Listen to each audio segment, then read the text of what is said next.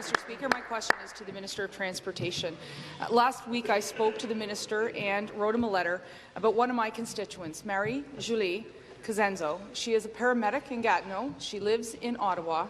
She is a first responder, and she has post-traumatic stress disorder after attending a teenage suicide.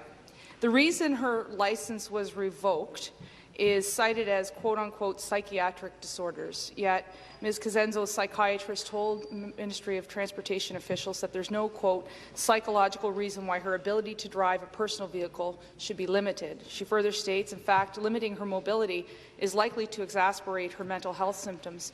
Through you, Speaker, the Minister and all members must be concerned about how this looks. Stigmatizing people further who have mental health concerns. And I ask the Minister, will the government work to end the stigma surrounding mental health issues and reinstate my constituent's license as her doctor suggests? Thank you. Minister of Transportation. Thanks very much, Speaker. I want to begin by thanking the member for the question and also for reaching out to me a number of days ago on this matter relating to her constituent. As I've said, since receiving that letter, the ministry is taking a look at it. I'm not in a position to comment on any specific case with respect to this procedure, Speaker.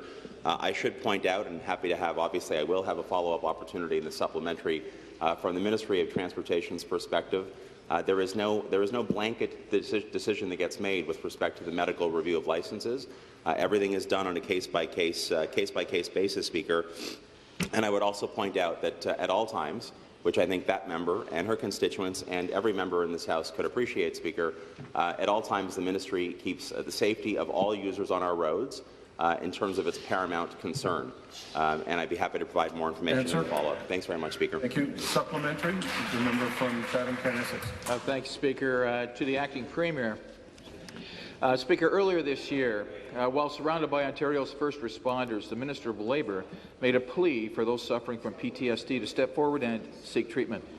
Sadly, there are many first responders who will seek negative impact of this case, see the negative impact of the case and the loss of independence it has caused.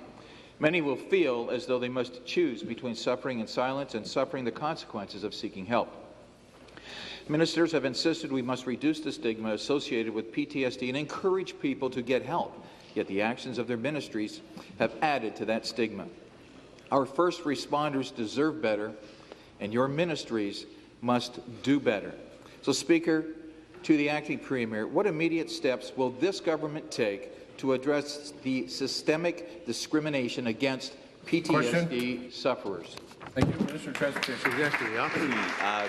Thanks very much, Speaker. I would say right off the top that I know that every single member of this legislature from all three parties has enormous respect for the work that our first responders here in the province of Ontario do day in, day out to make sure that we are providing the service that's needed at all times.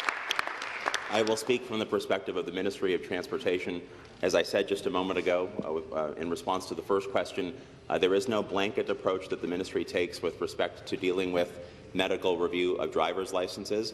At all times, we need to make sure that we have safe roads and highways. I believe every member in the House can appreciate that.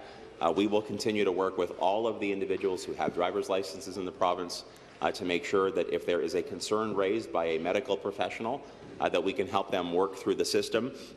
It is a system specifically with respect to the medical review of licenses that's constantly updated. I would only point out quickly, Speaker, that we are currently meeting or exceeding at the ministry our 30-day customer service standard, which is processing more than 90% of cases within 10 days. Thank you. Your question, the member from Algoma, Manitoulin. Thank you, Speaker. Good morning to you. My question is to the Minister